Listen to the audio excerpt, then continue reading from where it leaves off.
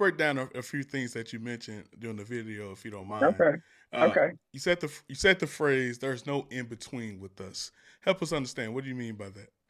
There is either a sister that's speaking just like me, like I meet women few and far between that are like, girl, you bad. You know, all about the compliments, all about helping. Uh, they're just 100% genuine and legit. But then you got the other one that's just downright nasty, jealous, envious. It's usually, they don't pick a trait. It's usually, it's either all of them or it's none. And that's baffling to me as well. There is no in between. Like I haven't experienced the in between. And if a woman was faking it, it wasn't long before the jealousy, the envy, and all of that surfaced. So I've either experienced the good or the bad. Like I haven't had a sister that was just tolerable, if that makes sense. It's Yeah, either somebody that I can love and be your friend. It's like, girl, I can't deal with you. I'm not dealing with you. yeah, yeah. It makes complete sense, and it's something that you see often. I grew up. My mom, had both my parents were married, but I saw my Mine too. mom have. Yeah, they were married for 30 years. They eventually got divorced, but the common thing I saw with my mom, like she never met a stranger. Essentially, like everyone she meets, she become instant best friends, but it never lasts more than 3 months. Yeah. Like it was hard to maintain relationships, and seemingly, especially with another black woman. Uh, another thing you said there, you said when you get to my age, we are the worst. And I thought that was super powerful. I want to Yeah. ask you in 2024, what does it look like for an older woman to mentor a younger woman? It's very difficult. Well, let me say this. This younger generation, they're not a generation that you can just tell anything to. They question everything. You know how our parents could just tell us something and we kind of roll with it. These young people check the source. So if you're trying to tell them something and you're not living it, they're not listening to you. Ooh, So when women are like, these young women, you can't tell them anything. They'll curse you out, this, and that. I'm gonna be honest with you. That really hasn't been my experience. Because I don't really speak on something that I'm not. The rule in my house with my daughters is do as I do and not as I say, because that means that I have to hold myself to such a high standard. So, example, my daughter, my 13-year-old, was cursing one day.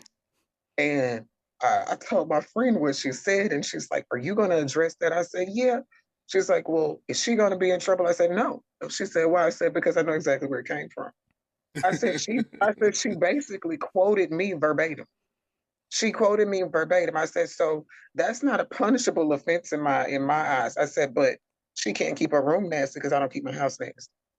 She can not keep up her hygiene because she didn't see me do that. She can't be rude to people because she didn't see me do that." You know what I mean? So it when I talk to these young women, and I come in contact with a lot of them because I'm a retail manager, a lot of them work under me. My staff is normally, my part timers are normally early 20s and teens because it's a part time position. And they listen to me because I walk the walk. And so I think we just have a younger generation of women and just young people. They check the source. They're like, girl, how you gonna tell me that? And you not doing it. So, yeah. and I'm the same way. I'm like, when somebody's giving me advice, I don't care who they are. Like, how can you tell me how to make $1 million? My dad says all the time, and you've never done it. You know Mm. what I mean? Like, how can I trust your information when it doesn't seem like you trust your own information because you're not applying it to your own life? So Oof. while there are these young people, like we know these crazy young people not to talk to. Like we know. But some of them are reachable. And I will say the young women that I mentor indirectly, they're receptive. They are receptive. I've had, young ladies that have worked for me 5, 6, 7 years down the line. I'll run into them or I see them on social media. They'll be like, "Oh, Miss Amanda, I remember when you told me this. Oh, I'm so glad you told me this." And Mm. they have applied that information to their lives. And like I said, I don't tell them anything, first of all, that I haven't experienced. or that I'm not trying to live out myself. So yeah, I think the younger generation is reachable, but they're just gonna check the source. Like you got to make sure you own your stuff before you go try to tell them anything. Period. Man. Yeah, I think that the whole notion of do as I say, not as I do, has always been false. Honestly, we just find a way not to do it in front of you, but we still did it. Like Yep. we took the habits, I you know. did. I know I And so did. yeah, but you're spot on because me and my wife we're set to have our first baby here in a few months, and I Oh, told her, look, congratulations. thanks a lot. I told her, look, babe, we're gonna be doers. You know, it's not about what we say; it's about what we do. And I'm not gonna tell my kid to not do something when they vividly see me do it every single day. So Every single it's day. amazing to hear you Hmm. say, man. So I want to move on to something else you said here. You said you never saw the women that raised you act or talk negative towards younger women along those same lines. Now, there's a common rebuttal that I receive a lot, and I'm sure other people do, uh, from black women that say it's not all black women. You know, if you see negative black women, it's because it's the ones you hanging around. Yep. How true is their statement? 1,000% false. That's 1,000% false. And you know, because if anybody knows me, like I'm very like I'm very, very, very protective of myself, my energy, my spirit. Because if I don't do that, then I can't be who I need to be to the people in my life. You know what I mean? So, and I'm very, very positive. Like I really couldn't have made a video like that if I was the opposite of what I said. You know what I mean?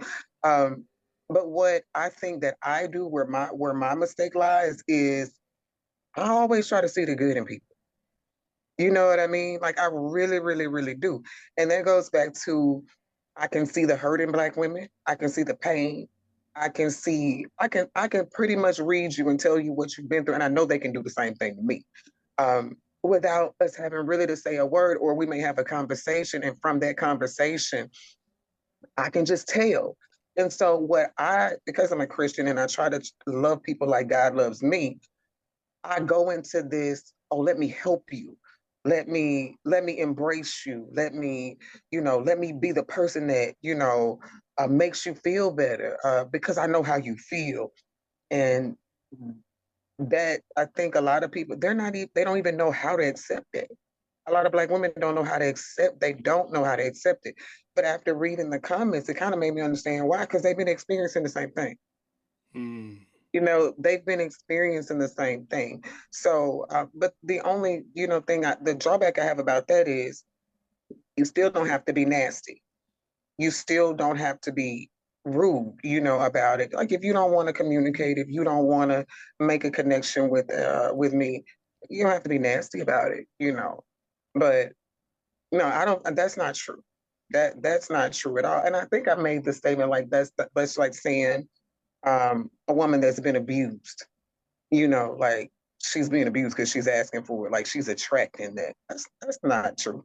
That's not that 90% of the women that are being abused. That I would almost say 100%. That's not true. Let's go.